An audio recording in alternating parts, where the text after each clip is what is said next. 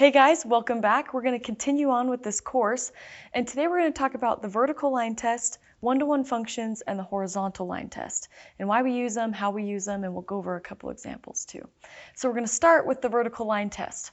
So in the last video, we talked about how we can tell if an equation or a formula is a function or not, and same thing with tables. We were able to figure that out, but with graphs, we didn't talk about that, and it's because we're going to talk about it here with the vertical line test. So the vertical line test is an easy way to figure out if what's graphed is actually a function or not. So pull out a ruler, a marker, a pencil, your arm, or whatever you want. This is going to be your scanner, okay? We've got this vertical line, and we're going to test each graph to see if it's a function or not, and this is how you do it. So starting here, we've got a simple linear line, and we're going to take our scanner and we're going to start on the left side, and we're just going to move it across.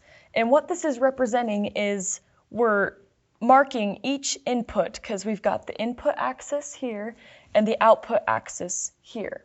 So remember, if it's a function, it has one input and one output, okay? So for every input on this input line, there should only be one output, and the one output can be above or below this line. There just can only be one.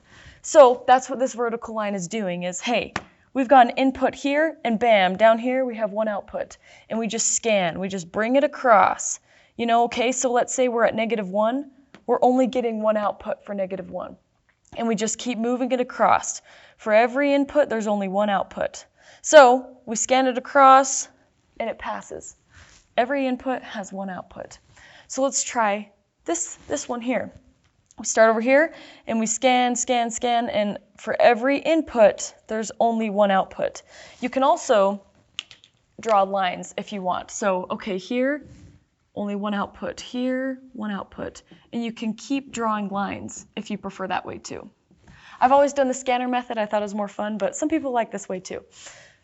So this one also passes. There's only one output for every input. So it passed. Now here we've got a circle. Let's go ahead and put our scanner here, and we start going, and we go beep, beep, beep, beep, beep. We've got two outputs. I'll draw the lines.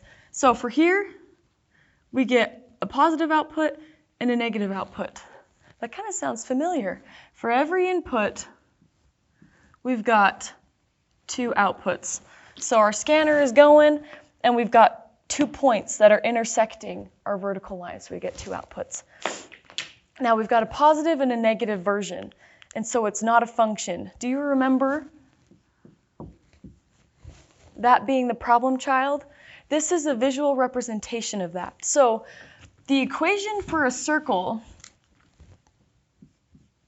is x squared plus y squared equal to r squared, where r is the radius of the circle. So from here to here is r. So this is the equation of any circle, and you just change r depending on how big you want the circle to be.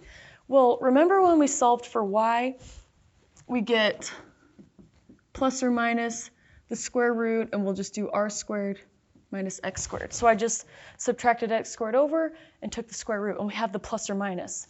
Well, the positive square root portion, I'll erase this. That's kind of messy. But we can break this up so it's equal to positive square root, and then you've got a negative square root of the stuff inside. So the positive portion graphs this positive arc, and the negative portion graphs the negative arc. And so when you put them together, you get two outputs, and that's why it's not a function. Anyway, kind of cool. Take out your scanner again, and we're going to do, this is a square root function. So maybe you've noticed this before on these other graphs, like what happens if my line doesn't have any outputs? You know, like right here, what if I plug in a negative number? I'm not getting any outputs. Well, that doesn't mean it's not a function. So you want to check everywhere where there is an output. So if there's an output there, then you want to check if it only has one or two. So like over here, if you plug in negative numbers into a square root, you get what are called imaginary numbers. And so it's still a function. Imaginary numbers just don't show up on what the real number plane. So we've got these real numbers here. Imaginary numbers are graphed on a separate plane, and we'll talk about that later. So don't worry about that. Just remember for now, where there is an output is where we're checking. So we'll start here on our dot, and we just move across, and for every output, or excuse me, for every input, we're getting one output. And so the square root passes. And now we've got this guy, but sideways here. So we start where we do have outputs. We don't need to worry about where there aren't any outputs. We start here, and we move across, and beep, beep, beep, beep. Our sensor is going crazy. There are two outputs for every input, and that's because of that plus or minus problem child there. We get a positive and a negative version of the output, so we have two outputs. So that's not a function. Not going to work.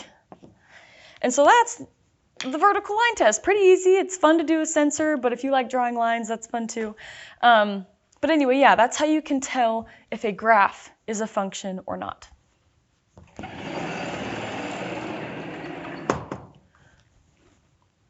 So moving on to one-to-one functions. So one-to-one functions are a type of function. So if it's a one-to-one function, it's also just a plain function.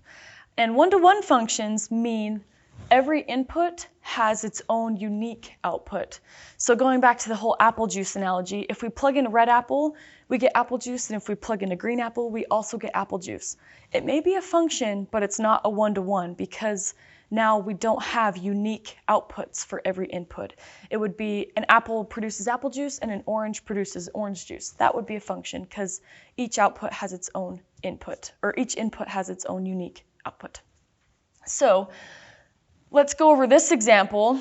I made up this example, and there's kind of there's a code to it, or there's a riddle. See if you can figure it out. What's the relationship between each of these?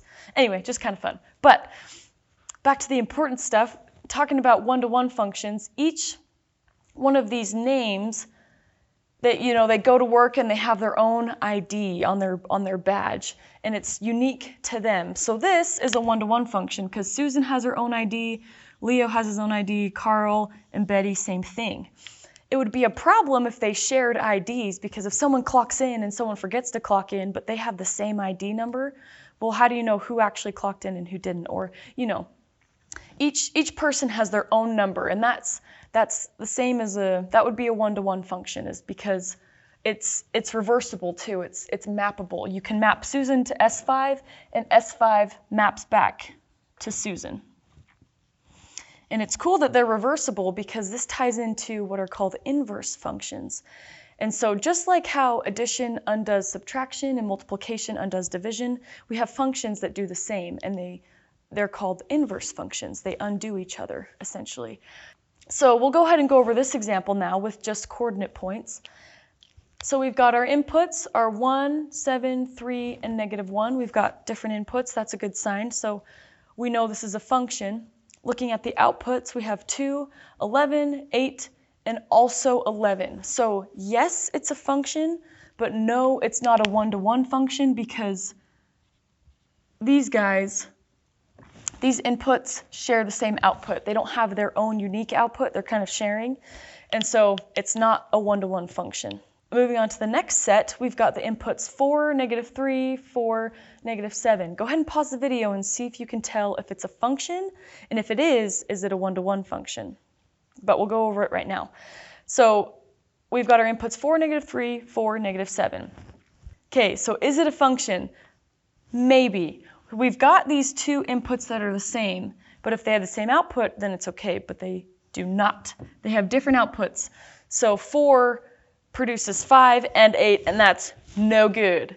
You cannot, that's not a function, so it also cannot be a one-to-one function because, yeah, you're sharing buddies, and that's no good. Not one to, you want one-to-one, no sharing friends, no sharing boyfriends, girlfriends, yeah, no sharing. Anyway, what about set C? We've got 7, 11, 2, and 1. That's a good sign. It's a function because we have separate inputs, and so they have their own outputs.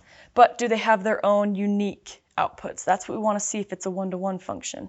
So we've got 4, 14, 12, and 5. So each one has their own buddy and nobody's sharing, so it is a one-to-one function. So hopefully that kind of helps you decipher between functions and one-to-one functions.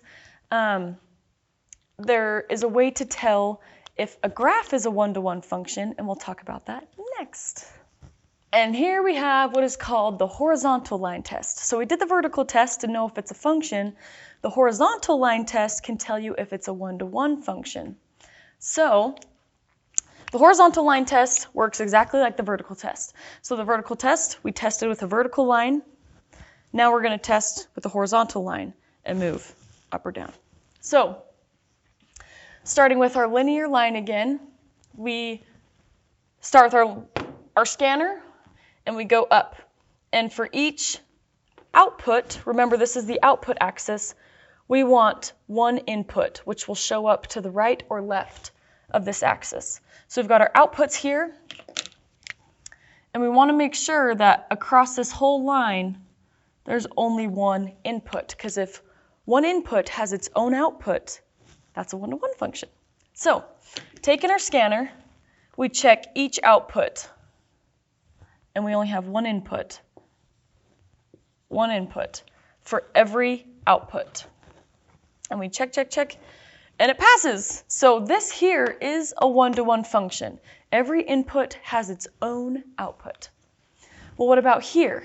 This one was a function, because with the vertical line test it was a function, but now is it a one-to-one function? So we're going to start here where there are outputs. We don't worry about the extra space. We start where there are outputs and we start going up and it goes beep, beep, beep, beep, beep, beep. No good. It's not a one-to-one function because we're getting two inputs for our one output. So it's not a one-to-one function. These inputs share the same output, so it's not one-to-one. So this does not pass. What about this one? We start where we have outputs with our horizontal line, and we go up, and there aren't two outputs when we go up the whole way. So this one passes. This one's a one-to-one function. Going back to our square root guy, this guy was a function with the vertical line test, so going with the horizontal, start there, and we go up, and it's only one input for every output. We just check with our lines here. We have one input for every output. So yes, it's a one-to-one function. What about here? We go up, up, up, up, up, up, up, and yep, one input for every output. If we have our inputs here, there's only one output. And back to the circle. Let's start with our outputs, and it goes beep, beep, beep, beep, beep, beep. No good. We've got two outputs. So, vertical and horizontal line tests are pretty fun, especially if you make noises and start beeping and stuff with your little sensor. But anyway, these are a great way to be able to tell if a graph is a function with the vertical line test and if it's a one-to-one function with the horizontal line test. And that's it for this video. If you have any more questions, please comment below, and thank you for watching.